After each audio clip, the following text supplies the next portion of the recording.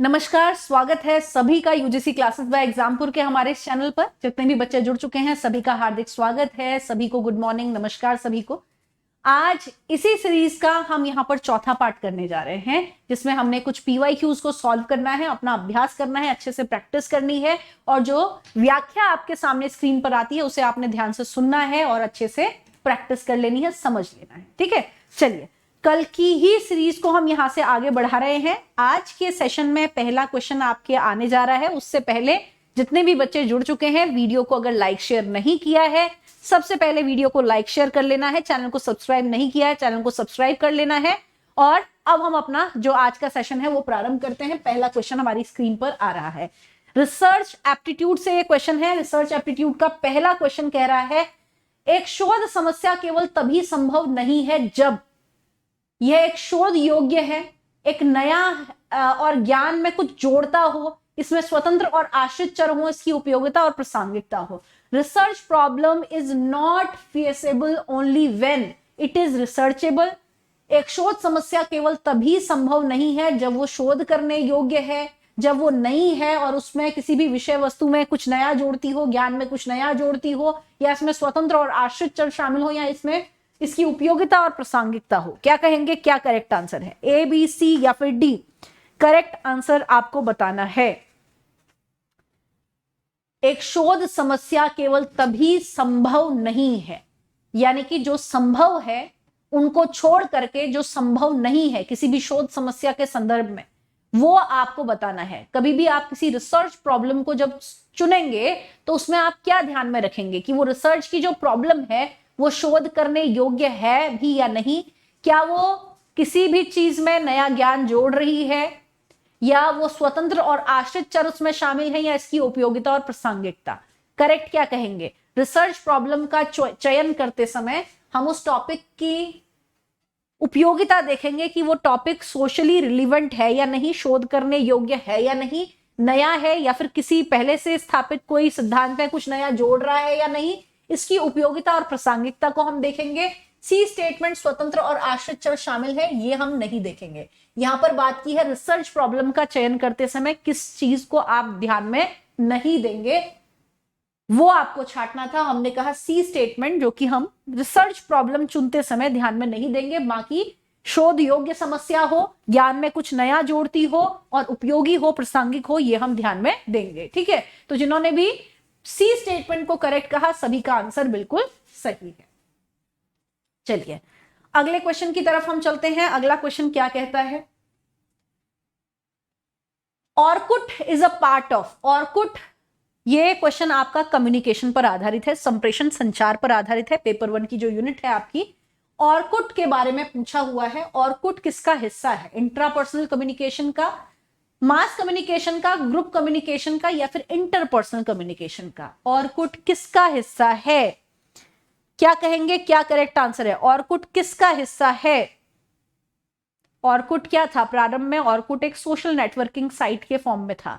ठीक है, अभी ये वर्तमान समय में नहीं है, अभी ये वर्तमान समय में कार्य नहीं कर रहा है। प्रारंभ में ऑर्कुट जो है उसका आप इस्तेमाल करते थे आपस में संदेशों का हस्तांतरण करने के लिए, सूचना जानकारी का हस्तांतरण करने के लिए। तो ऑर्कुट में आप क्या कर रहे हैं, एक पर्सन दूसरे पर्सन से कम्युनिकेट कर रहा है, इसलिए हम इसको किस तरीके का संचार कह रहे हैं? इंटरपर्सनल कम्युनिकेशन की श्रेणी में रखते हैं। इंटरपर्सनल कम्युनिकेशन कौन सा कम्युनिकेशन होता है? जहां पर दो व्यक्ति आपस में संचार कर रहे हैं, दो व्यक्तियों का संचार,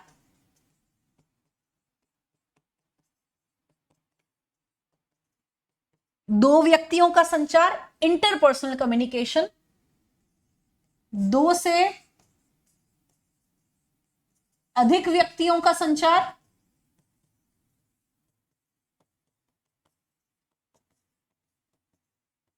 ये हो गया ग्रुप कम्युनिकेशन। मास कम्युनिकेशन, जनमत को सूचना प्रसारित करने के लिए किया गया संचार,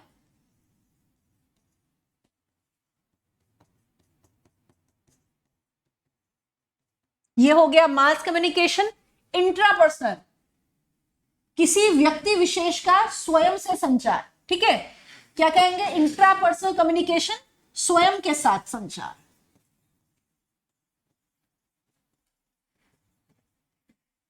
ठीक, तो ये टाइप आपको ध्यान में रखना है और क्या इन टाइप के अंदर चीजें आती हैं वो भी आपको ध्यान में रखते हुए चलनी है। यहां पर क्वेश्चन क्या किया गया था, ऑर्कुट किस प्रकार का संचार है, तो ऑर्कुट इंटरपर्सनल, जहां पर एक व्यक्ति दूसरे व्यक्ति को मेल भेज रहा है। ठीक है, तो दो व्यक्तियों का यह संचार हो गया। तो ये हो गया डी स्टेटमेंट आपका करेक्ट आंसर है। जिन्होंने भी डी कहा है करेक्ट है, सभी का आंसर बिल्कुल सही है। आगे चलते हैं, अगला क्वेश्चन हम देख लेते हैं। Match list 1 with list 2। सूची 1 में आर्टिस्ट दिए हुए हैं, सूची 2 में उनकी कला दी हुई है। अब सही कोड का चयन करते हुए आपने सूची 1 का सूची 2 से मिलान करना है। क्या कहेंगे आप, क्या करेक्ट है? करेक्ट आंसर आपको बताना है। यहां पर क्या कहेंगे, क्या करेक्ट आंसर है, ए बी सी या फिर डी? ध्यान से प्रश्न को पढ़िए, उस आधार पर आपने इस प्रश्न का उत्तर देना है। सबसे पहले अमृता शेरगिल दी हैं, टी स्वामीनाथन पिल्लई दिए हैं, भीमसेन जोशी जी दिए हैं, पद्मा सुब्रमण्यम जी दिए हुए हैं। क्या कहेंगे, क्या करेक्ट आंसर है? करेक्ट आंसर आपको बताना है। अमृता शेरगिल, क्या कहेंगे, क्या है ये? अमृता शेरगिल एक प्रसिद्ध चित्रकार हैं, तो हमने इसका मिलान कर दिया पेंटिंग से। अमृता शेरगिल प्रसिद्ध चित्रकार हैं, तो पेंटिंग से इसका मिलान कर दिया। आगे हैं टी स्वामीनाथन पिल्लई। टी स्वामीनाथन पिल्लई हैं आपके बांसुरी वादक, तो हमने इसका जो मिलान है वो फ्लूट से कर दिया, यानी बांसुरी से। आगे है भीमसेन गुरुराज जोशी जी, इसका मिलान आपने कर लिया शास्त्रीय परंपरा या शास्त्रीय गायन के साथ। ठीक है, तो हमने क्लासिकल सॉन्ग के साथ इनका मिलान कर दिया। अगला बचा पद्मा सुब्रमण्यम, तो इसमें भरतनाट्यम जो है एक विकल्प आपके पास बच जाता है। इस आधार पर आपने मिलान कर लिया है। ठीक है, तो हम क्या कह रहे हैं, ए स्टेटमेंट आपका करेक्ट है। इन सभी के संदर्भ में एक एक वाक्य यहां पर एक स्टेटमेंट आगे दी गई है, वो हम देख लेते हैं। ठीक है, ए आपका करेक्ट आंसर है। सबसे पहले जान लें अमृता शेरगिल के बारे में। भारत की प्रसिद्ध चित्रकारों में से ये एक थी। उनका जन्म बुडापेस्ट हंगरी में हुआ था। उन्हें 20वीं शताब्दी के शुरुआत में सबसे बड़ी महिला कलाकारों में से एक माना जाता है और आधुनिक भारतीय कला की अग्रणी इन्हें कहा जाता है। उन्हें पहली बार 19 साल की उम्र में यंग गर्ल 1932 शीर्षक से अपनी ऑयल पेंटिंग के लिए पहचान हासिल की थी। शेरगिल, ये भी आपको ध्यान रखना है, किस चीज से अमृता शेरगिल को पहचान हासिल हुई? ऑयल पेंटिंग के लिए। शेरगिल ने अपने चित्रों में लोगों के दैनिक जीवन का चित्रण किया है। अगला है तिरुवल्लापुथुर स्वामी पिल्लई, तमिलनाडु के एक बांसुरी वादक हैं। भीमसेन जोशी, ये 4 जनवरी 1992 और 24 जनवरी 2011 ये इनका जीवन काल रहा है। इन्हें सम्माननीय उपसर्ग पंडित के नाम से भी विभूषित किया गया। हिंदुस्तानी शास्त्रीय परंपरा में कर्नाटक के सबसे महान भारतीय गायकों में से एक हुए हैं। पद्मा सुब्रमण्यम, ये भारतीय शास्त्रीय भरतनाट्यम नर्तकी हैं और ये शोध विद्वान, कोरियोग्राफर, संगीतकार, शिक्षक और लेखक भी हैं। ठीक है, तो ये आपको एक बेसिक जानकारी यहां पर मिली है जनरल नॉलेज की। आगे चलते हैं, आईसीटी से क्वेश्चन है। फायरवॉल का उपयोग संचार नेटवर्क सिस्टम की सुरक्षा के लिए किया जाता है। किस चीज से सुरक्षा के लिए फायरवॉल का इस्तेमाल किया जाता है? अनाधिकृत हमले, वायरस के हमले, डेटा संचालित हमले या आग के हमले? क्या कहेंगे? फायरवॉल किस चीज से सुरक्षित करने के लिए इस फायरवॉल का इस्तेमाल आप करते हैं?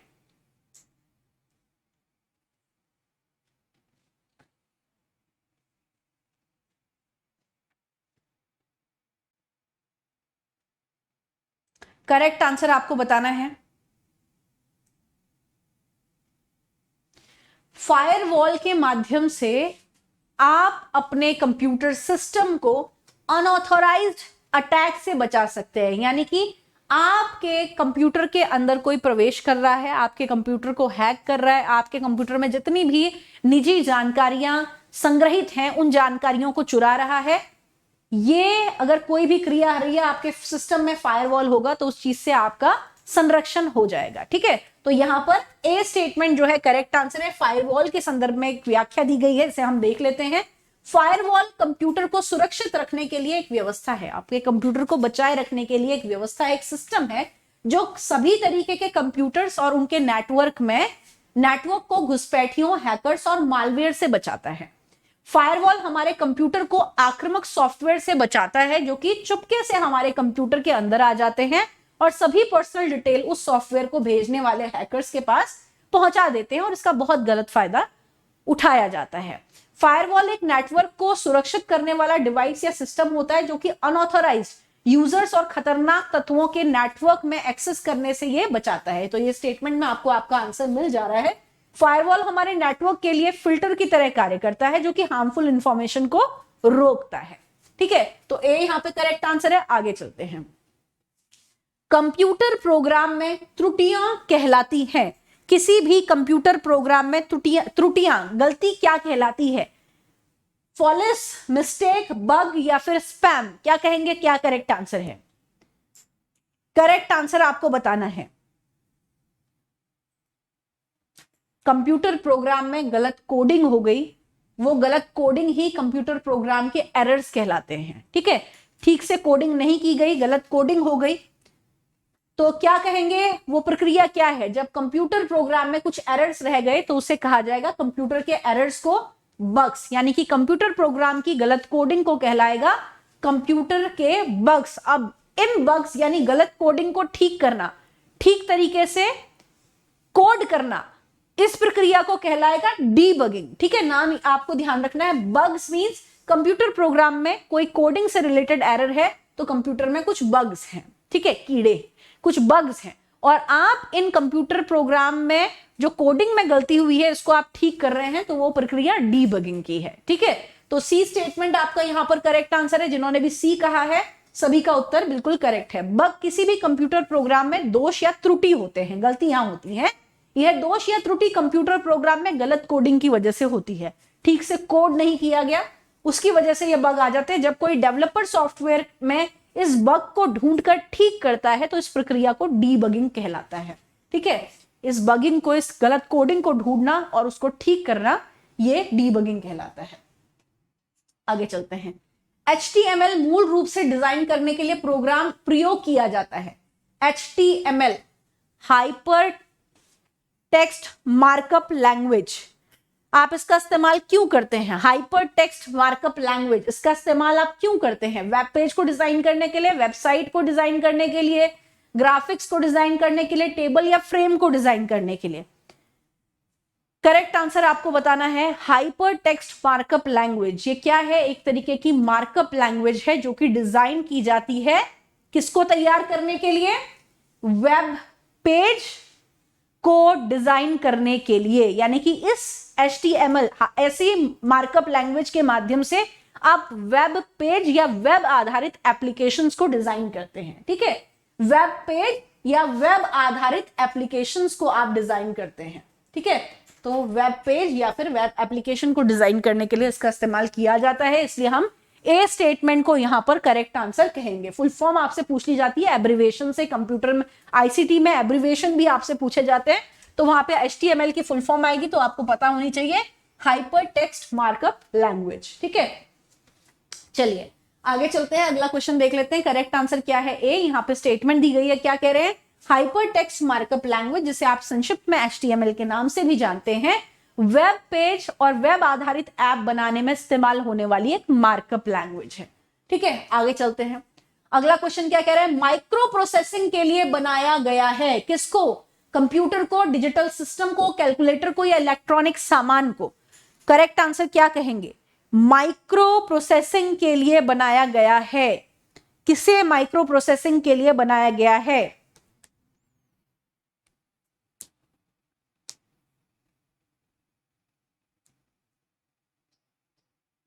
करेक्ट आंसर आपको बताना है। अगर आपको ध्यान में हो, जब आपके थर्ड जनरेशन के कंप्यूटर आते थे तो उन थर्ड जनरेशन के कंप्यूटर के आ जाने से कंप्यूटर में माइक्रो प्रोसेसर का इस्तेमाल किया जाने लगा, और जब कंप्यूटर में माइक्रो प्रोसेसर का इस्तेमाल होने लगा तो तब से कंप्यूटर का आकार छोटा होता चला गया। ठीक है, तो यहां पर हमसे पूछा गया micro processing is made for, micro processing किसके लिए बनाए गए हैं? किसी भी डिजिटल सिस्टम के लिए माइक्रो प्रोसेसर जो है वो बनाए गए हैं। तो बी स्टेटमेंट यहां पर हम करेक्ट आंसर मान करके चलेंगे। जिन्होंने भी बी स्टेटमेंट करेक्ट कहा सभी का उत्तर बिल्कुल सही है। व्याख्या क्या कह रही है? माइक्रो प्रोसेसर एक ऐसा डिजिटल इलेक्ट्रॉनिक युक्ति है, डिजिटल इलेक्ट्रॉनिक युक्ति है, क्या युक्ति है? डिजिटल इलेक्ट्रॉनिक युक्ति है, जिसमें लाखों ट्रांजिस्टर को एकीकृत परिपथ यानी कि इंटीग्रेटेड सर्किट में के रूप में प्रयोग कर तैयार किया जाता है। इसमें कंप्यूटर के केंद्रीय प्रकरण इकाई सीपीयू या सीपीयू की तरह भी काम लिया जाता है। तो यहां पर करेक्ट आंसर क्या है? B statement, digital system. अगला क्वेश्चन, निम्न में से कौन भूकंप से संबंधित नहीं है? आपसे पूछा है निम्न में से कौन भूकंप से संबंधित नहीं है? फोकस, एपिक सेंटर, सिस्मोग्राफ या फिर स्वेल, क्या कहेंगे? क्या करेक्ट आंसर है? ए, बी, सी या फिर डी?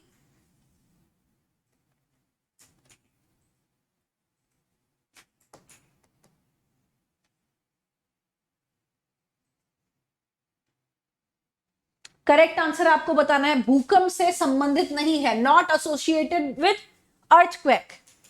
अब एक मैं आपको चित्र बना करके देती हूं, उसके माध्यम से आप समझिएगा, ठीक है? भूकंप जब भी आता है तो ये जमीन के अंदर से शुरू होता है। सपोज कीजिए ये जमीन है, ठीक है? ये आपकी जमीन है, ऊपर की जमीन है।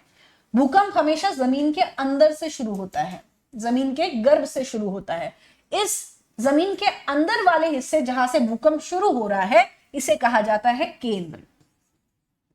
क्या कहा जाता है? केंद्र कहा जाता है, जिसे हम अंग्रेजी में फोकस कहते हैं, ठीक है? अंग्रेजी में फोकस कहते हैं। इसी केंद्र से जो भूकंप शुरू होता है वो पृथ्वी की सतह पर यानी कि जो स्थल मंडल है उस पर तरंगों की फॉर्म में जो क्षेत्र जिन जिन को भी वो प्रभावित करता है, जमीन के ऊपर के जो जो क्षेत्र हैं, जैसे इस एरिया को प्रभावित किया, ठीक है? तो ये जो एरिया है जहां से भूकंप शुरू हुआ, ये केंद्र कहलाया। जिस क्षेत्र को प्रभावित किया, जहां पर नुकसान पहुंचाया, जहां पर झटके महसूस किए गए, वो आपका एपिक सेंटर, ठीक है? वो आपका एपिक सेंटर यानी कि ऊपरी केंद्र के नाम से भी आप इसे जानते हैं, ऊपरी केंद्र, ठीक?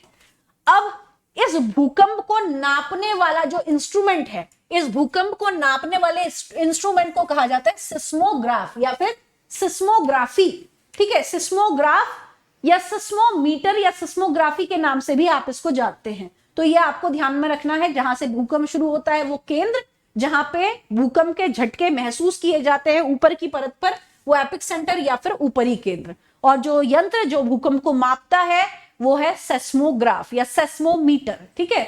ये आपको ध्यान में रखना है। तो यहां पर करेक्ट आंसर क्या है? डी। जो संबंधित नहीं है वो है डी, स्वेल्स आपका करेक्ट आंसर नहीं है, बाकी सभी भूकंप से संबंधित हैं, ठीक है? तो ये करेक्ट हो गया। आगे चलते हैं, अगला क्वेश्चन क्या कह रहा है? ग्रामीण और शहरी स्थानीय निकायों के चुनाव आयोजित किए जाते हैं और अंततः इसकी निगरानी किसके द्वारा की जाती है? ये क्वेश्चन 2019 से पूर्व आपके पीपल डेवलपमेंट एंड एनवायरमेंट से, सॉरी, ये आपके हायर एजुकेशन से आते थे, ठीक है? हायर एजुकेशन के पार्ट से ये क्वेश्चन आते थे। अभी वर्तमान समय में इस तरीके के प्रश्न आपसे नहीं पूछे जाते हैं। यहां पर क्या कहेंगे आप? क्या करेक्ट आंसर है? करेक्ट आंसर आपको बताना है ए, बी, सी या फिर डी? करेक्ट आंसर आपको बताना है, क्या करेक्ट आंसर है?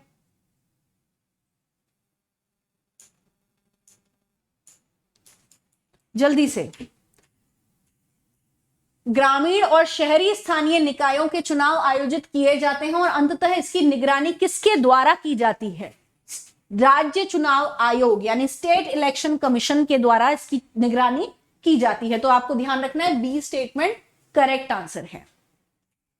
आगे चलते हैं, अगला क्वेश्चन देख लेते हैं। कौन सी राय सही नहीं है? कौन सा स्टेटमेंट करेक्ट नहीं है? ध्यान से पढ़ना है और प्रश्न का उत्तर देना है, इनकरेक्ट छांटना है। पहला कह रहा है शिक्षा भारत के संविधान की 7वीं अनुसूची की समवर्ती सूची का विषय है। विश्वविद्यालय अनुदान आयोग एक वैधानिक निकाय है, यूजीसी के बारे में कहा गया है। पेटेंट, आविष्कार, डिजाइन, कॉपीराइट और ट्रेडमार्क समवर्ती सूची का विषय है। अगला कह रहा है भारतीय सामाजिक विज्ञान अनुसंधान परिषद, जिसे आप संक्षिप्त में किस नाम से भी जानते हैं? ICSSR, सामाजिक विज्ञान में अनुसंधान से संबंधित एक वैधानिक निकाय है। कौन सा स्टेटमेंट करेक्ट है इस क्वेश्चन के संदर्भ में? ये आपसे यहां पर पूछा गया है, कौन सी राय सॉरी, कौन सी राय करेक्ट नहीं है, इनकरेक्ट है, ये आपसे पूछा गया है। तो एजुकेशन संवर्ती सूची का विषय है, ठीक है, 7वीं अनुसूची की संवर्ती सूची का विषय है, यानी कि केंद्र राज्य दोनों के जिम्मे में इसको रखा गया है। यदि शिक्षा के संदर्भ में केंद्र राज्य में कोई भी विवाद होता है तो केंद्र का ही निर्णय अंतिम सर्वमान्य होगा। यूनिवर्सिटी ग्रांट कमीशन संसद के एक अधिनियम के तहत स्थापित किया गया, इसलिए ये स्टैट्यूटरी बॉडी है। कौन से अधिनियम के तहत स्थापित किया गया? 1956 के। स्थापित कब हुआ था? 1953 में स्थापित हुआ था, ठीक है। यूजीसी 1953 में स्थापित हुआ। स्टैट्यूटरी बॉडी का स्टेटस कब मिला? 1956 में मिला। Patent, invention, design, copyright and trademark are the subject of concurrent list, ये करेक्ट नहीं है। Indian council of social science and research, आपने विभिन्न शैक्षिक संस्थान करे थे जिसमें आपने ICSSR को भी कवर किया था, यानी कि Indian council of social science and research. इसके बारे में आपने क्या पढ़ा था कि ये सामाजिक विज्ञान के क्षेत्र में अनुसंधान के लिए स्थापित एक परिषद है या एक संस्था है, ठीक है। तो ये आपका करेक्ट नहीं है, बाकी सभी आपके करेक्ट हैं। सी आपका यहां पर करेक्ट आंसर हो जाता है। जिन्होंने भी सी को कहा कि ये इनकरेक्ट है, ठीक है, तो ये आपके करेक्ट आंसर हो गए। उम्मीद है आपको अच्छे से समझ आया होगा। चलिए, अगला क्वेश्चन है उन्नत भारत अभियान से, आपको स्क्रीन पर नजर आ रहा है। क्वेश्चन क्या कह रहा है? उन्नत भारत अभियान योजना का उद्देश्य क्या है? आपने स्कीम करी हुई है हायर एजुकेशन की, कि कौन कौन सी स्कीम हायर एजुकेशन लेवल पर चलाई गई है, ठीक है। इसी से आपका ये प्रश्न जो है वो पूछा गया उन्नत भारत अभियान योजना का उद्देश्य क्या है? भारतीय महाविद्यालयों में छात्रों की संख्या में वृद्धि करना, देश में उच्च शिक्षा संस्थानों में न्यूनतम 5 गांवों से जोड़ना, या उच्च शिक्षा में गुणवत्ता का संवर्धन करना, या फिर भारत में महाविद्यालयों की संख्या में वृद्धि करना। क्या कहेंगे, क्या करेक्ट आंसर है? A, B, C या फिर D? करेक्ट आंसर आपको बताना है। उन्नत भारत अभियान हमने कवर किया हुआ है, आपको इस आधार पर सही प्रश्न का उत्तर जो है वो देना है। जो हमने स्कीम करी हुई थी उसमें आपने सारी चीजें करी हुई हैं, जल्दी से बताएंगे।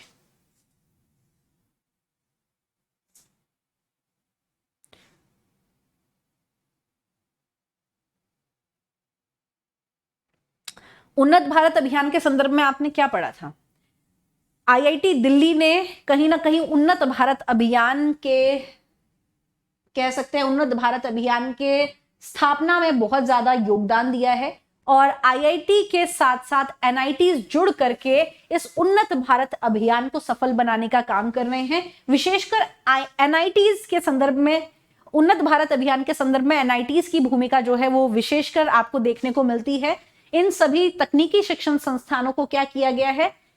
किसी भी शिक्षण संस्थान को यह कहा गया है कि वो अपने अंडर 5 गांवों को लेंगे। इन 5 गांवों की सामाजिक और आर्थिक समस्याओं का वो अध्ययन करेंगे, और इन सामाजिक आर्थिक समस्याओं का अध्ययन करने के पश्चात यदि कोई सरकार की पॉलिसी उनकी सामाजिक आर्थिक समस्या का समाधान कर रही है तो वो सरकारी नीति वो उन्हें सुझाएंगे, या तो कोई तकनीकी समाधान यदि उनकी समस्या का हो सकता है तो वो तकनीकी समाधान उन्हें सुझाएंगे, ठीक है। तो आपका बी स्टेटमेंट यहां पर करेक्ट स्टेटमेंट हो जाता है उन्नत भारत अभियान के संदर्भ में, कि देश में उच्च शिक्षा संस्थानों को न्यूनतम 5 गांवों के साथ जोड़ना, ठीक है। बी आपका यहां पर करेक्ट स्टेटमेंट हो गया। अगले पे चलते हैं। उस योजना को चिन्हित कीजिए जिसका उद्देश्य नीतिगत रूप से प्रासंगिक अनुक्षेत्रों में सामाजिक विज्ञान शोध को बढ़ावा देना है, ताकि नीति निर्माण, क्रियान्वयन और मूल्यांकन में महत्वपूर्ण आगतों का प्रावधान किया जा सके। ये मैंने आपको कराया हुआ है, बस आपको थोड़ा सा दिमाग लगाने की आवश्यकता है। क्वेश्चन क्या कह रहे हैं? सामाजिक विज्ञान शोध को बढ़ावा देने के लिए कौन से संस्था की या फिर कौन से अनुक्षेत्र की स्थापना जो है वो की गई है? ICSSR fellowship, cognitive ability ICSSR impress, या ICSSR रिसर्च प्रोजेक्ट। क्या कहेंगे, क्या करेक्ट आंसर है? A, B, C या फिर D? करेक्ट आंसर आपको बताना है। ICSSR, Indian council of social science and research, ठीक है। Indian council of social science and research ये एक ऐसी संस्था है जो कि सामाजिक विज्ञान के क्षेत्र में अनुसंधान कार्य को बढ़ावा दे रही है। लेकिन यहां पर ICSSR फेलोशिप, ICSSR इम्प्रेस, ये 2 विकल्प आपको दिए गए हैं, तो आपने क्या छांटना है? ICSSR इम्प्रेस, ठीक है। आपने सी स्टेटमेंट को यहां पर करेक्ट मान करके चलना है, ठीक है। तो आगे चलते हैं। व्याख्या दी हुई है, इसको देख लेते हैं, करेक्ट आंसर क्या है ये भी देख लेते हैं।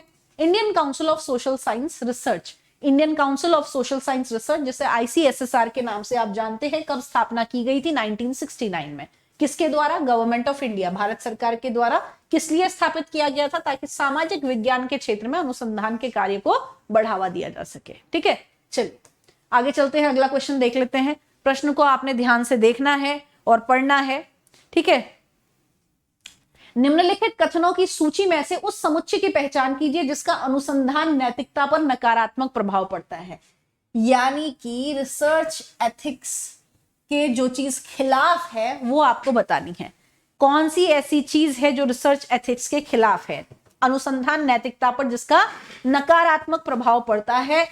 स्टेटमेंट दिए हुए हैं, कोड दिया हुआ है, सही उत्तर का चयन करना है इन कोड में से। पहला स्टेटमेंट कह रहा है वह शोधकर्ता दूसरे शोध के निष्कर्षों को गंभीरता से देखता है। दूसरे रिसर्चर के शोधों को गंभीरता से देखना, क्या ये रिसर्च एथिक्स के खिलाफ है या फिर नहीं है? संबंधित अध्ययनों को उचित संदर्भ के बिना उद्धृत कर देना, यानी कि बिना रेफरेंस के, बिना उसको क्रेडिट दिए आपने उसका काम जो है वो अपने शोध में शामिल कर लिया। शोध के निष्कर्षों को नीति निर्धारण का आधार बनाया जाता है। या फिर रिपोर्ट किए गए शोध साक्ष्य के संदर्भ में व्यवसायी के आचरण की जांच की जाती है। अन्य शोधों के साक्ष्यों के सत्यापित करने की दृष्टि से एक शोध अध्ययन को दोहराया जाता है। नीति निर्माण और नीति क्रियान्वयन प्रक्रिया दोनों को प्रारंभिक अध्ययनों के संदर्भ में विनियमित किया जाता है। क्या कहेंगे आपकी क्या करेक्ट है? पहला, दूसरा, तीसरा या चौथा या पांचवा या छठा? इनमें से छांटना है, कोड में से सही उत्तर का आपने चयन करना है। अनुसंधान नैतिकता पर नकारात्मक प्रभाव जो डालता है वो स्टेटमेंट आपने चुनना है। पहला स्टेटमेंट कह रहा है एक शोधकर्ता दूसरे शोधकर्ता के निष्कर्षों को गंभीरता से देखना। आप रिसर्च करते हैं तो आप रिसर्च करते समय आपके रिसर्च के जो कोई भी थीसिस है उनके पीछे रेफरेंस लिखा होता है। वो रेफरेंस क्यों लिखा रहता है या वो बिब्लियोग्राफी क्यों होती है?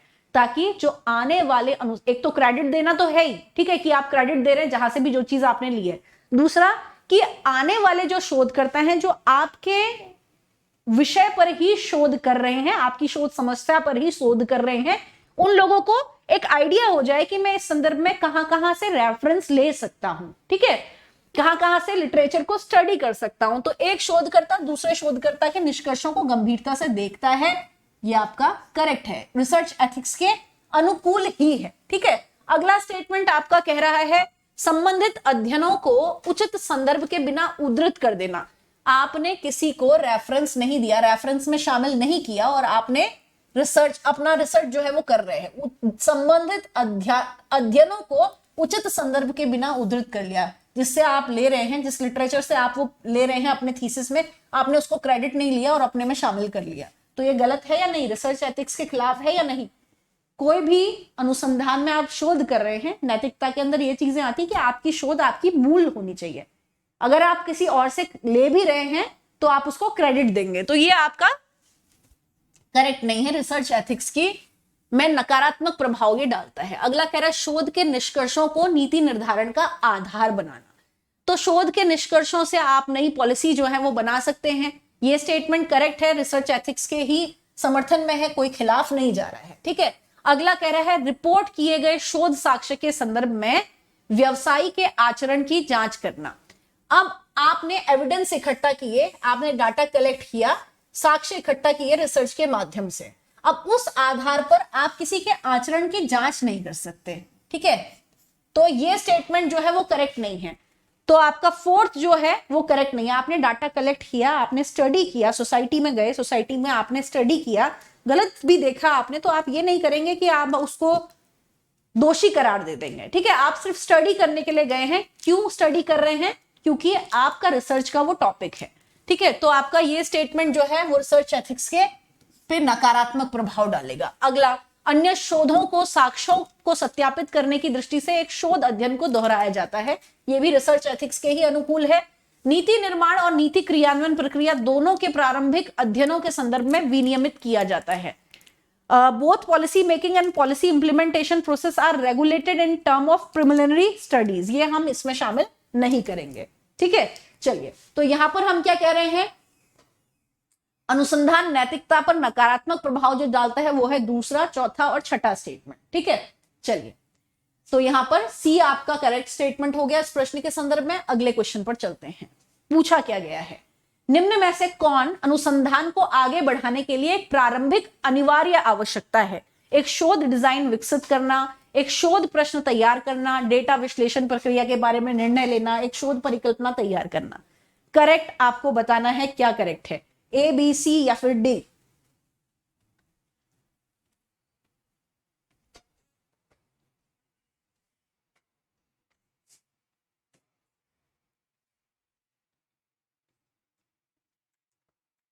अनुसंधान को आगे बढ़ाने के लिए प्रारंभिक अनिवार्य आवश्यकता। जब भी आप रिसर्च कर रहे हैं तो उसमें सबसे पहले आपको अपनी रिसर्च प्रॉब्लम चुननी होती है। ठीक है, आपने अपने शोध का विषय तय करना होता है कि मैं किस विषय पर रिसर्च करूंगा। तो उस विषय पर रिसर्च करने से पहले आपका अगला स्टेप क्या है, आप अपने हाइपोथेसिस डेवलप करते हैं और अपने हाइपोथेसिस को टेस्ट भी करके देखते हैं कि जो परिकल्पना मेरी है, जिन चीज को मैं मानता हूं कि ये रिसर्च करने के बाद ये नतीजे सामने आएंगे, परिकल्पना क्या है, हाइपोथेसिस क्या है, आपके अनुमान। ठीक है, तो यहां पर एक शोध प्रश्न आप तैयार करते हैं, फॉर्मुलेटिंग अ रिसर्च क्वेश्चन। तो यहां पे हम क्या कहेंगे, करेक्ट आंसर क्या है, सेकंड स्टेटमेंट। अनुसंधान को आगे बढ़ाने के लिए प्रारंभिक अनिवार्य आवश्यकता है एक शोध प्रश्न तैयार करने की। सेकंड स्टेटमेंट आपका यहां पर करेक्ट स्टेटमेंट है। चलिए आगे चलते हैं। जिस वैचारिक ढांचे में एक शोध किया जाता है उसे कहा जाता है, the conceptual framework in which research is conducted is called. अनुसंधान का सार, अनुसंधान का डिजाइन, अनुसंधान की परिकल्पना या अनुसंधान के प्रतिमान। क्या कहेंगे, क्या करेक्ट आंसर है कि जिस वैचारिक ढांचे में एक शोध किया जाता है उसे क्या कहा जाता है? हर विषय के अनुरूप, आपका जो टॉपिक है उसके अनुरूप आपको अलग अलग प्रकार के वैचारिक ढांचे का पालन करना होता है। हर शोध की समस्या के लिए एक ही प्रकार के वैचारिक ढांचे को आप फॉलो नहीं कर सकते। ये वैचारिक ढांचे एक तरीके के आपके क्या हैं, शोध के डिजाइन है, रिसर्च के डिजाइन है। इन रिसर्च के डिजाइन में आप रिसर्च के टाइप्स के हिसाब से, रिसर्च के प्रकार के हिसाब से, अनुसंधान के प्रकार के हिसाब से विभिन्न डिजाइन का पालन करते हैं और उस हिसाब से आप अपनी रिसर्च यानी अपने शोध कार्य को करते हैं। इसलिए हम यहां पे क्या कह रहे हैं, सेकंड स्टेटमेंट जो है यहां पर करेक्ट आंसर है। करेक्ट क्या है, सेकंड आपका यहां पर करेक्ट आंसर है। आगे चलते हैं। पूछा गया है एक शोध समस्या का निरूपण इस पर निर्भर करता है, किस पर निर्भर करता है? शोधकर्ता की पसंद के पीछे का उद्देश्य, विशिष्ट प्रश्न क्या है, वैचारिक मॉडल क्या है, शोध करने के लिए कौन से नकारात्मक कारक हैं, अध्ययन को सीमित करने का कारण क्या है, परिकल्पना का निर्माण। कोड दिए गए हैं, इन कोड में से सही उत्तर का चयन करना है।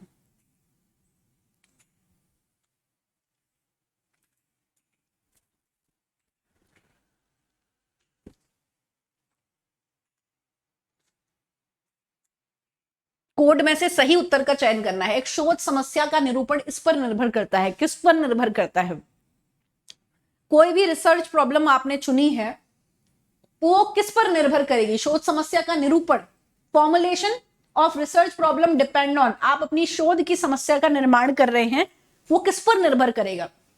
शोधकर्ता की पसंद के पीछे का उद्देश्य ध्यान रखेंगे या फिर नहीं रखेंगे? आप जो भी रिसर्च का प्रॉब्लम आपने चुना है, यानी रिसर्च का प्रॉब्लम से मीनिंग क्या है, आप जिस विषय पर रिसर्च करने जा रहे हैं उस विषय को चुनने के पीछे एक तो आपका इंटरेस्ट तो है ही, इंटरेस्ट होने के साथ आपने वो विषय किस पर्पस से चुना हुआ है, क्या कारण है कि आप जो भी शोध की समस्या आपने चुनी है उसके पीछे का एम क्या है। ठीक है, एक तो ये हो गया आपका शामिल उसके अंदर। अगला, विशिष्ट प्रश्न क्या है, आपने जो शोध समस्या चुनी हुई है उसके पीछे कौन से स्पेशल क्वेश्चन है जिनके आंसर आप तलाशना चाहते हैं इस विषय पर शोध करके। ठीक है, अगला क्या है, वैचारिक मॉडल, उस विषय पर शोध करते हुए आप कौन सा वैचारिक मॉडल प्रयोग करेंगे। ठीक है, ये भी इसमें आप शामिल करेंगे। शोध करने के लिए कौन से नकारात्मक कारक हैं, अध्ययन को सीमित करने के कारण ये आप शामिल नहीं करेंगे। परिकल्पना का निर्माण तो शामिल होता ही है। आप कोई भी रिसर्च की प्रॉब्लम लेते हैं, उसके संदर्भ में आप कुछ परिकल्पना निरूपित करते हैं। या परिकल्पना क्या है? आपके अनुमान। आप पहले ही अंदाजा लगा के चलते हैं कि जो भी मैं रिसर्च पे टॉपिक, जो भी मेरा रिसर्च का टॉपिक है, इसमें मैं रिसर्च कर रहा हूं, तो ये नतीजे सामने आ सकते हैं। हो सकता है कि आपका वो अनुमान गलत भी हो सकता है कि वो सही भी हो, है ना। तो यहां पर हम कह रहे हैं ए बी सी और आपका एफ, ठीक है, ये करेक्ट है। ए बी सी और एफ जो है वो करेक्ट है। फोर्थ आपका करेक्ट स्टेटमेंट है। जिन्होंने भी फोर्थ को करेक्ट कहा, सभी का उत्तर बिल्कुल सही है। आगे चलते हैं। वैज्ञानिक अनुसंधान में 4 प्रमुख कार्य कौन से हैं? बात की गई है साइंटिफिक रिसर्च की। साइंटिफिक रिसर्च के 4 मेजर ऑपरेशंस कौन से हैं? साइंटिफिक रिसर्च के 4 मेजर ऑपरेशंस कौन से हैं? क्या कहेंगे आप, क्या करेक्ट आंसर है? साइंटिफिक रिसर्च के 4 मेजर ऑपरेशंस कौन से हैं?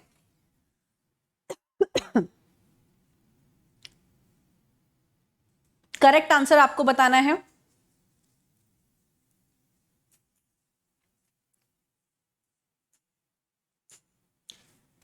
वैज्ञानिक अनुसंधान, 4 जो इसके मुख्य रूप से कह सकते हैं प्रमुख कार्य क्या हैं वैज्ञानिक अनुसंधान के।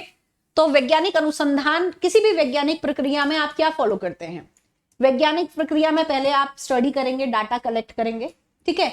डाटा कलेक्ट करने के बाद आप उसको वर्गीकृत करते हैं समानता और असमानता के आधार पर। यह वर्गीकृत करने की प्रक्रिया क्या कहलाएगी? विश्लेषण आपने किया। विश्लेषण करने के पश्चात आप किसी निष्कर्ष पर पहुंचे, वो निष्कर्ष बाद में आपके सिद्धांत में निरूपित हो गए।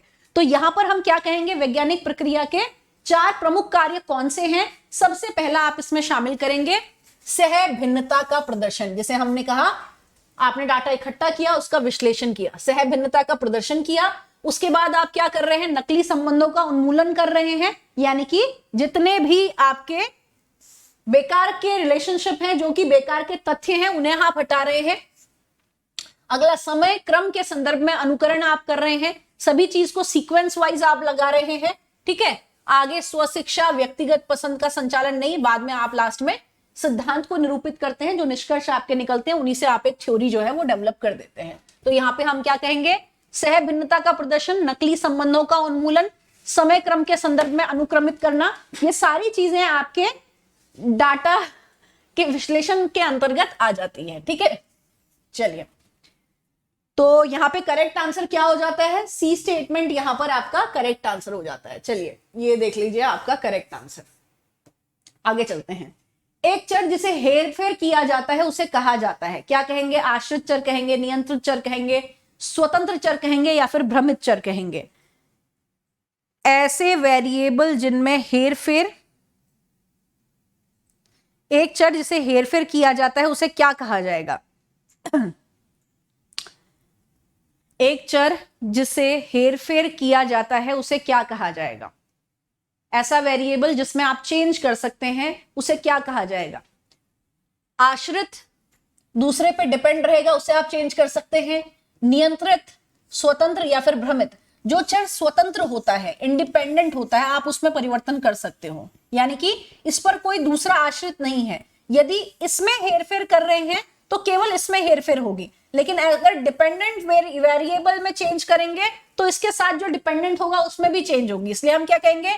जिसमें मैनिपुलेशन किया जा सकता है वो कौन सा चर है? स्वतंत्र चर है, ठीक है। तो आपका सी स्टेटमेंट यहां पर करेक्ट हो जाता है। जिन्होंने भी सी को करेक्ट कहा, सभी का आंसर बिल्कुल सही है। चलिए आगे चलते हैं। यहां पे पूछा गया है, निम्नलिखित घटकों को सही क्रम में पहचान करें, अनुसंधान में परस्पर संबंधित है। दिए गए हैं अनुसंधान के स्टेप, रिसर्च के स्टेप्स दिए गए हैं। अब इनको आपने सही क्रम में लगाना है।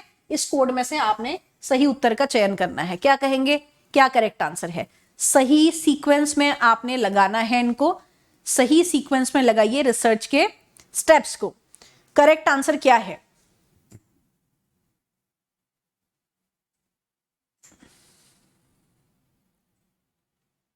करेक्ट आंसर आपको बताना है। सबसे पहले आप क्या करेंगे, उसके बाद आप क्या करेंगे, उसके बाद आप क्या करेंगे? अवलोकन, परिकल्पना बनाना, अवधारणा का विकास, सिद्धांतों का परिणाम निकालना, उन्हें प्राप्त करने के लिए नियोजित तरीके अपनाना। करेक्ट आंसर क्या है? सबसे पहले आप क्या करते हैं? सबसे पहले आप अवलोकन करते हैं, ऑब्जर्वेशन करते हैं। ऑब्जर्वेशन क्या है? ये डाटा कलेक्शन का एक टूल है, ठीक है।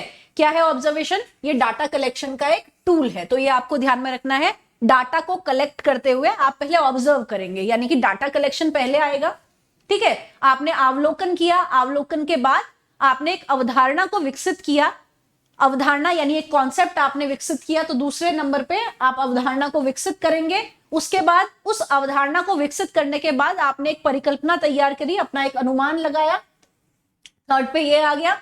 परिकल्पना बना ली, परिकल्पना बनाने के बाद आपने उस परिकल्पना के आधार पर एक सिद्धांत को निरूपित कर दिया, ठीक है। और लास्ट में उन्हें प्राप्त करने के लिए आपने एक नियोजित तरीके बनाए कि कैसे हम उसको प्राप्त कर सकते हैं। तो सही सीक्वेंस जो होगा, अवलोकन, अवधारणा का विकास और परिकल्पना का निर्माण, सिद्धांत के परिणाम निकालना, उन्हें प्राप्त करने के लिए नियोजित तरीके, ठीक है। तो यहां पर सेकंड स्टेटमेंट आपका करेक्ट हो जाता है। जिन्होंने भी सेकंड कहा है करेक्ट है, सभी का आंसर बिल्कुल सही हुआ है। चलिए आगे चलते हैं, अगला क्वेश्चन देख लेते हैं। नीचे दी गई सूची में से उन कथनों की पहचान करें जो शोध के अर्थ और विशेषताओं को सही वर्णन करती है। शोध के अर्थ और विशेषताओं का सही वर्णन करती है। वो स्टेटमेंट छांटने हैं जिससे आपके रिसर्च के अर्थ और रिसर्च की विशेषता आपको पता चल रही है। अनुसंधान हमारे सामान्य ज्ञान में सुधार करने की एक विधि है। एक शोध प्रक्रिया में निगमनात्मक, आगमनात्मक विधियां एकीकृत होती हैं। अनुसंधान रचनात्मक, करिश्माई होता है। सार्थक प्रश्नों के उत्तर प्रदान करने के लिए अनुसंधान वैज्ञानिक पद्धति का प्रयोग करता है। परामर्श और अनुभव का उपयोग करने की विधि को शोध कहा जाता है। शोध द्वारा प्रदान किए गए उत्तरों को अनुभवजन्य रूप से सत्यापित किया जा सकता है। क्या कहेंगे, क्या करेक्ट है? ये स्टेटमेंट कोड दिए गए हैं, आपने सही उत्तर का चयन करना है। क्या करेक्ट कोड होगा ये आपको बताना है, ए, बी, सी या फिर डी। करेक्ट आंसर आपको बताना है। शोध के अर्थ और विशेषताओं के संदर्भ में, शोध में आप क्या करते हैं? अनुसंधान हमारे सामान्य ज्ञान में सुधार करने की एक विधि है। क्या आप इससे सामान्य ज्ञान में इंप्रूवमेंट करते हैं? नहीं। किसी भी विषय के संदर्भ में गहन ज्ञान अर्जित करते हैं। यह आपका जर्नल नॉलेज नहीं बढ़ाता, ठीक है।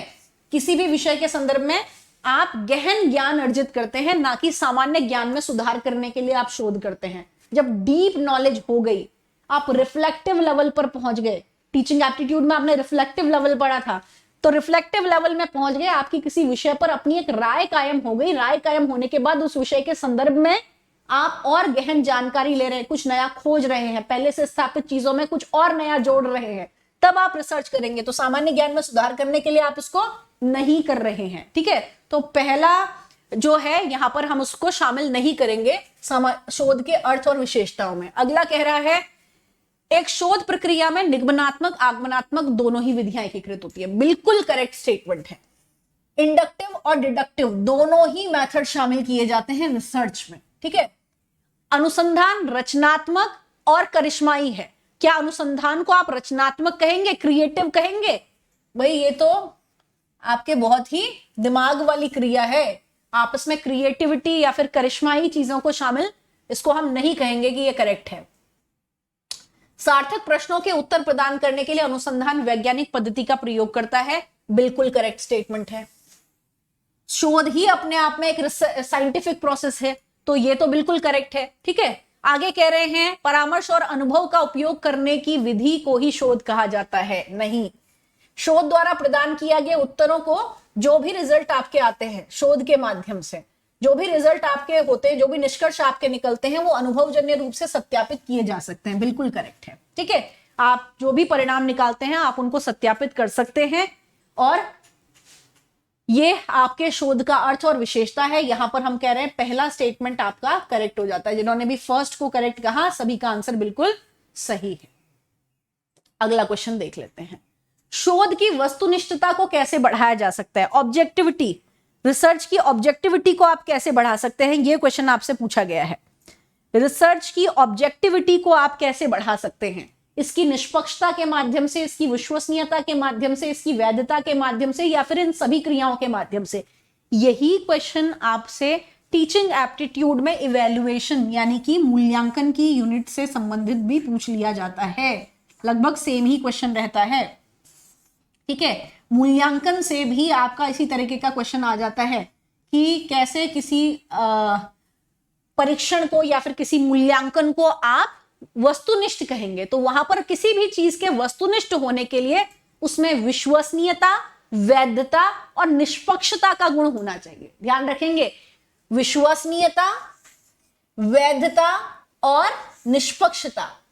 ठीक है, विश्वसनीयता, वैधता से क्या तात्पर्य है? वैध यानी कि जितनी बार भी उसका टेस्ट किया जाए लगभग समान परिणाम आपको प्राप्त हो। विश्वसनीयता में भी समान ही किस्म का गुण होगा, ट्रस्टफुल होना चाहिए, विश्वसनीय होना चाहिए, किसी भी पूर्वाग्रह से वो प्रभावित नहीं होना चाहिए। निष्पक्षता में भी यही चीज शामिल हो जाएगी आपकी। ठीक है, तो आपको ध्यान रखना है किसी भी इवैल्यूएशन में या हम कह सकते हैं शोध में जब भी वस्तुनिष्ठता की बात आती है तो उसमें विश्वसनीयता, वैधता और निष्पक्षता का तीनों का ही गुण होना चाहिए। इसलिए हम कह रहे हैं डी स्टेटमेंट यहां पे हमारी करेक्ट है। ठीक है, चलिए डी आपका करेक्ट आंसर है। यहां पर आगे चलते हैं, अगला क्वेश्चन देख लेते हैं। अगला क्वेश्चन कह रहा है निम्न में से कौन सा विकल्प आधुनिक समाज में अनुसंधान का मुख्य कार्य है? रिसर्च का मेन वर्क, मॉडर्न सोसाइटी में रिसर्च का मेन वर्क क्या है? ज्ञान में प्रगति के साथ तालमेल रखना, नई चीजों की खोज करना, पहले के लेखन पर एक समालोचना लिखना या निष्पक्षता के साथ जांच, स्रोत की व्यवस्थित रूप से जांच, आलोचनात्मक विश्लेषण करना। क्या कहेंगे, क्या करेक्ट है? ए, बी, सी या फिर डी? करेक्ट आंसर आपको बताना है। क्या करेक्ट आंसर है?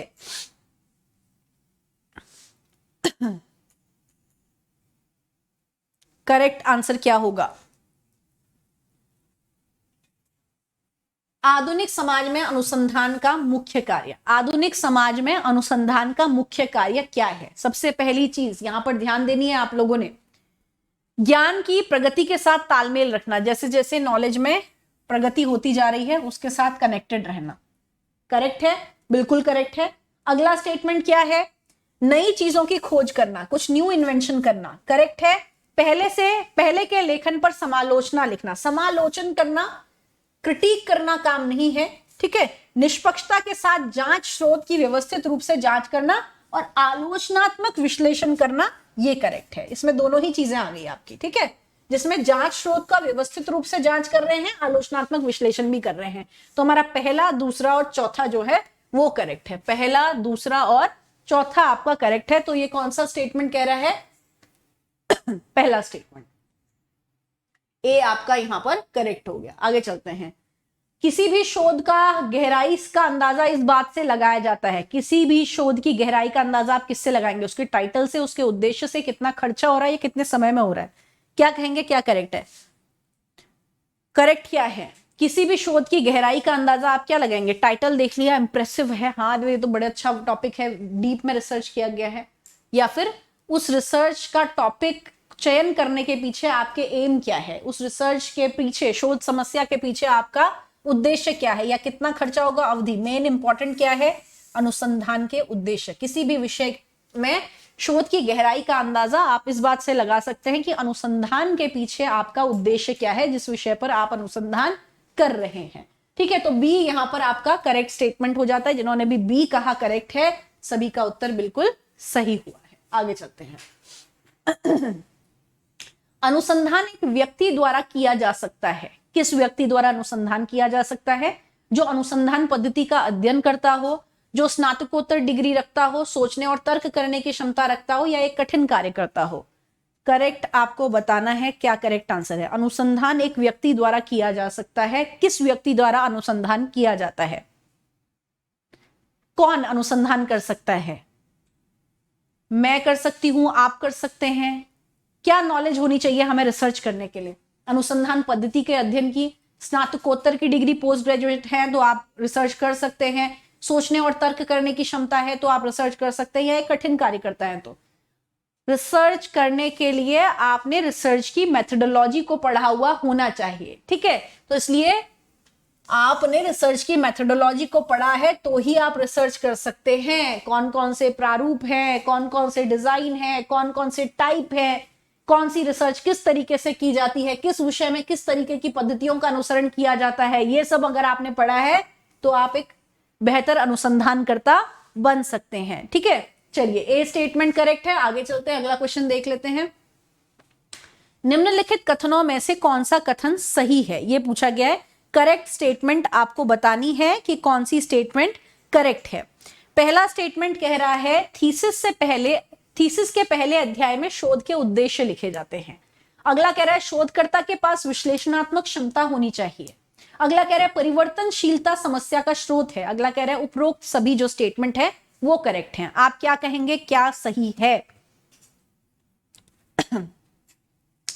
निम्नलिखित कथनों में से कौन सा सही है? थीसिस के पहले अध्याय में शोध के उद्देश्य बताए जाते हैं, या शोधकर्ता के पास विश्लेषणात्मक क्षमता होनी चाहिए, या फिर परिवर्तनशीलता समस्या का स्रोत है, या फिर उपरोक्त सभी। करेक्ट क्या है? थीसिस के पहले अध्याय में शोध के उद्देश्य लिखे जाते हैं। बिल्कुल करेक्ट है। ठीक है बिल्कुल करेक्ट है। आगे चलते हैं। शोधकर्ता के पास विश्लेषणात्मक क्षमता होनी चाहिए, एनालिटिकल एबिलिटी होनी चाहिए, तभी तो वो डाटा का विश्लेषण कर पाएगा, है ना। डाटा एकत्र करना, डाटा का विश्लेषण करना अगला चरण है, तभी तो डाटा का विश्लेषण कर पाएगा। और परिवर्तनशीलता ही समस्या का स्रोत है। Variability is the source of problem. अगर आप परिवर्तन का गुण रखेंगे, समय के बदलने के साथ स्वयं को परिवर्तित करने का गुण रखेंगे, तो कहीं ना कहीं समस्या का समाधान भी आप कर पाएंगे। तो हम कहेंगे सारे ही स्टेटमेंट जो है करेक्ट स्टेटमेंट है। जिन्होंने भी डी को करेक्ट कहा, सभी का उत्तर बिल्कुल सही है। ठीक है, डी करेक्ट हो गया। चलिए चलिए अगला क्वेश्चन स्क्रीन पे आ रहा है। निम्न में से कौन शोध विधि नहीं है? कौन सी शोध की विधि नहीं है? अवलोकन, ऐतिहासिक सर्वेक्षण, या फिर दार्शनिक? क्या कहेंगे, क्या करेक्ट आंसर है? कौन सी अवलोकन की, कौन सी शोध की विधि नहीं है? करेक्ट आंसर आपको बताना है कौन सी शोध की विधि नहीं है। हिस्टोरिक ऑब्जर्वेशन, हिस्टोरिकल सर्वे, या फिर फिलोसफिकल रिसर्च? कौन सा रिसर्च का मेथड नहीं है? अभी ही या फिर इससे पहले के सेशन में मैंने आपसे डिस्कस किया था, आपको करेक्ट आंसर पता होना चाहिए। इससे पहले मैंने आपको डिस्कस भी किया था। ये हिस्टोरिकल रिसर्च है जिसमें आप ऐतिहासिक तथ्यों का अध्ययन करते हैं, ठीक है, ऐतिहासिक घटनाओं का अध्ययन करते हैं। सर्वे रिसर्च है, सर्वे रिसर्च में आप सर्वेक्षण करते हैं और सर्वेक्षण करने के बाद कुछ नई चीजें सामने उजागर करते हैं।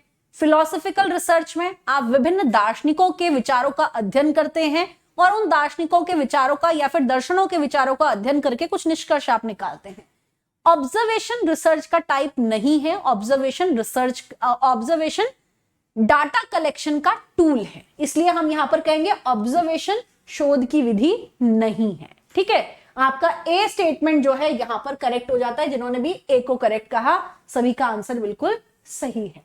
चलिए, तो ए आपका करेक्ट आंसर है। अगला क्वेश्चन हम देख लेते हैं। अगला क्वेश्चन क्या कहता है?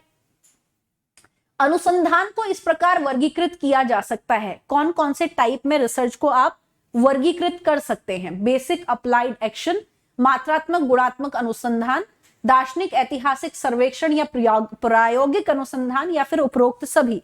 करेक्ट आंसर क्या कहेंगे, क्या करेक्ट आंसर है? ध्यान से पढ़िए और बताइए कि दिए गए विकल्पों में से कौन सा आप अनुसंधान के टाइप में नहीं रखेंगे। कौन सा अनुसंधान के टाइप में नहीं रखेंगे? अनुसंधान को इस प्रकार वर्गीकृत किया जा सकता है। कौन कौन से टाइप में आप अनुसंधान को, रिसर्च को क्लासिफाइड कर सकते हैं? बेसिक रिसर्च भी है, अप्लाइड रिसर्च भी है, एक्शन रिसर्च भी है।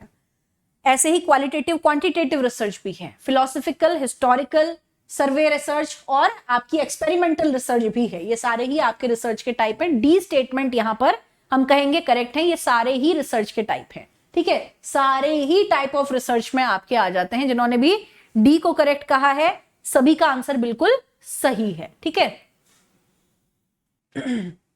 उम्मीद है ये क्लियर हुआ होगा। आगे चलते हैं। Correct answer D statement correct था। जिन्होंने भी डी को करेक्ट कहा, सभी का आंसर बिल्कुल सही है। अगले क्वेश्चन की तरफ चलते हैं। अनुसंधान का पहला चरण क्या है? अनुसंधान का पहला चरण क्या है? ये क्वेश्चन बहुत इंपॉर्टेंट है, मोस्ट इंपॉर्टेंट क्वेश्चन।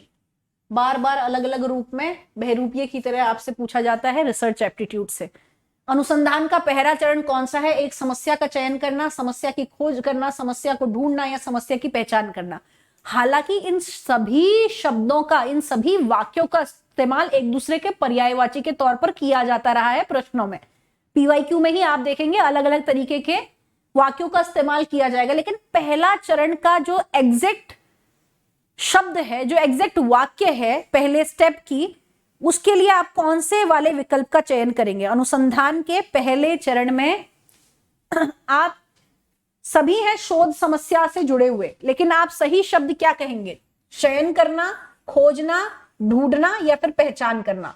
सिमिलर शब्द है ना, और सिमिलर रूप में पर्यायवाची के रूप में अक्सर इस्तेमाल भी किया जाता है, लेकिन सटीक शब्द क्या रहेगा पहले चरण के संदर्भ में? सटीक शब्द रहेगा किसी भी समस्या की पहचान करना, यानी आइडेंटिफाइंग अ प्रॉब्लम। ठीक है, आइडेंटिफाइंग अ प्रॉब्लम, कई बार फॉर्मुलेटिंग अ प्रॉब्लम, कई बार selecting a problem, searching a problem, finding a problem भी आप इस्तेमाल कर लेते हैं, लेकिन अक्सर समस्या का फॉर्मुलेशन करना, निर्माण करना, इस शब्द का भी अक्सर इस्तेमाल किया जाता है। लेकिन करेक्ट क्या होगा? स्टेप 1 रहता है एक समस्या की पहचान करना। ठीक है, समस्या ऑलरेडी मौजूद है, आपने पहचान नहीं है उसको कि आप किस विषय को अपनी शोध की समस्या के तौर पर बनाना चाहते हैं, यानी किस विषय को आप अपना सब्जेक्ट लेना चाहते हैं रिसर्च का। ठीक है, डी स्टेटमेंट आपका करेक्ट हुआ।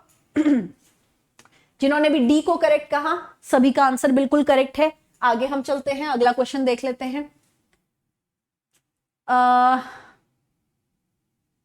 ये क्वेश्चन शायद हमने किया हुआ है पहले, आपको सही क्रम में लगाना है। ठीक है, तो ये हमने किया हुआ, इसको हम दोबारा नहीं करते, बस आंसर एक बार डिस्कस कर लेते हैं। सेकंड आपका यहां पर करेक्ट आंसर हो रहा है। ठीक है, जिन्होंने भी सेकंड को करेक्ट कहा है सभी का आंसर बिल्कुल सही है। आगे चलते हैं, पहले भी हमने डिस्कस किया हुआ है। अगला क्वेश्चन क्या कह रहा है?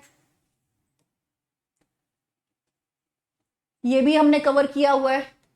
ठीक है, अर्थ और विशेषता पहचानिए, ये देख लेते हैं। वह शोध जो अतीत के अध्ययन के माध्यम से नए तथ्यों की खोज करता है, जिसमें हम अतीत का अध्ययन करते हैं और उस आधार पर नए तथ्यों की खोज करते हैं। अभी पीछे ही मैंने रिसर्च के जब आपको बता रही थी टाइप्स, तो तभी ये स्टेटमेंट आपको मैंने बोल दी थी, कह दी थी। अब आप बताइए, दार्शनिक अनुसंधान है, ऐतिहासिक है, पौराणिक है या फिर सामग्री विश्लेषण है? करेक्ट आंसर क्या कहेंगे? कौन सा ऐसा शोध है जिसके माध्यम से आप एक तो अतीत की स्टडी करते हैं, हिस्ट्री को स्टडी करते हैं, अतीत की घटनाओं का अध्ययन आप करते हैं, और अतीत की घटनाओं के माध्यम से आप नए तथ्यों को भी शामिल करते हैं? वो है आपकी हिस्टोरिकल रिसर्च, ऐतिहासिक अनुसंधान, जिसमें आप अतीत की घटनाओं का अध्ययन कर वर्तमान में जो भी उस किस्म की समस्या है, नए तथ्यों की आप उसके संदर्भ में खोज करते हैं। ठीक है, हिस्टोरिकल रिसर्च है। फिलोसॉफिकल रिसर्च मैंने आपको बता ही दिया है क्या है, विभिन्न दार्शनिकों या दर्शनों का अध्ययन करते हैं, उस आधार पर आप निष्कर्षों पर पहुंचते हैं। माइथोलॉजिकल, ये धार्मिक जो आपके माइथोलॉजिकल कैरेक्टर्स होते हैं, उन कैरेक्टर्स या फिर उन किताबों का अध्ययन करने वाली अनुसंधान है, उसमें आप माइथोलॉजीज को स्टडी करते हैं, उस आधार पर निष्कर्ष आप निकालते हैं। कंटेंट एनालिसिस, ये एक तरीके का आपका सामग्री विश्लेषण आप इसे कहते हैं। इसमें हम रिसर्च के टाइप में इसको हम नहीं रखते, इसको भी हम एक तरीके के टूल में शामिल कर लेते हैं। ठीक है, ये भी एक तरीके का आपका टूल ही है। तो आपका यहां पर करेक्ट आंसर क्या है? डी स्टेटमेंट, बी स्टेटमेंट जो है करेक्ट आंसर है, जिन्होंने भी बी को करेक्ट कहा है। अगले क्वेश्चन पे चलते हैं। अनुसंधान है, अब आपको परिभाषा बतानी है, अनुसंधान क्या है। बहुत इजी क्वेश्चन है रिसर्च का। अनुसंधान क्या है? बार बार खोजना, किसी भी समस्या का समाधान खोजना, किसी भी समस्या की सच्चाई की खोज के लिए वैज्ञानिक तरीके से काम करना, या उपरोक्त में से कोई नहीं। करेक्ट क्या कहेंगे आप? क्या करेक्ट है? रिसर्च से आप क्या समझते हैं? अभी रिसर्च से आप क्या समझते हैं ये आपको बताना है। क्या समझते हैं आप रिसर्च से?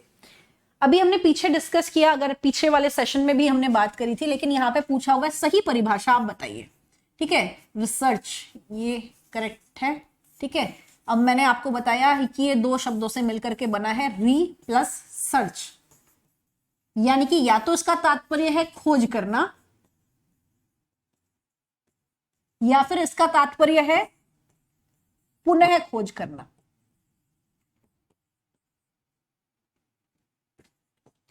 या तो कोई नई चीज सामने लेकर के आ रहे हैं, या फिर जो पहले से स्थापित है उस चीज में ही कुछ नया जोड़ रहे हैं। ये दो चीज तो है ही, लेकिन अनुसंधान अपने आप में भी एक साइंटिफिक प्रोसेस है। ठीक है, तो हम यहां पे क्या कहेंगे, किसी भी समस्या की सच्चाई की खोज के लिए वैज्ञानिक तरीके से काम करना ही अनुसंधान है। ठीक, तो ये आपको ध्यान रखना है। प्रॉब्लम का सॉल्यूशन ढूंढ रहे हैं, आइडेंटिफाई अ प्रॉब्लम, पीछे आपने पढ़ा समस्या की पहचान कर रहे हैं, उस समस्या की पहचान करने के लिए, उस समस्या का समाधान खोजने के लिए आप वैज्ञानिक तरीकों का इस्तेमाल कर रहे हैं। ये रिसर्च है और यही सबसे सही परिभाषा यहां पर हम कहेंगे। ठीक है, तो यहां पर करेक्ट आंसर क्या हो जाता है, सी आपका यहां पर करेक्ट आंसर हो जाता है। जिन्होंने भी सी को करेक्ट कहा सभी का आंसर बिल्कुल सही है। चलिए, तो आज के इस सत्र का हमारा ये आखिरी क्वेश्चन था। जितने भी बच्चे जुड़े रहे, जिन्होंने भी वीडियो को लाइक शेयर नहीं किया है, सबसे पहले वीडियो को आप लाइक शेयर कीजिए। चैनल को सब्सक्राइब नहीं किया है, चैनल को सब्सक्राइब कर लेंगे। ठीक है, और आप लोगों ने अगर टेलीग्राम चैनल नहीं सब्सक्राइब किया हुआ है, टीचिंग एग्जाम विद ज्योति जोशी, उसको भी आपने सब्सक्राइब कर लेना है। तो ये हमारा इस प्रैक्टिस सेशन का चौथा पार्ट था। ठीक है, ये हमारा चौथा पार्ट था और उम्मीद है इन सेशन के माध्यम से आपको एक अच्छा अभ्यास हो रहा होगा, एक अच्छी अंडरस्टैंडिंग हो रही होगी। ये सेशन बहुत जरूरी थे ताकि आपका एक अच्छा अभ्यास हो जाए पेपर से पहले। तो ये कॉन्सेप्ट आपने दिमाग में रखते हुए चलना है, भूलना नहीं है। ठीक है, चलिए आज के सत्र को यहीं पे समाप्त करती हूं। कल आपसे फिर से मुलाकात होगी इसी समय। तब तक के लिए सभी को मेरा नमस्कार। बहुत बहुत शुक्रिया सेशन में बने रहने के लिए। धन्यवाद सभी का। वीडियो को लाइक और शेयर जरूर करना है।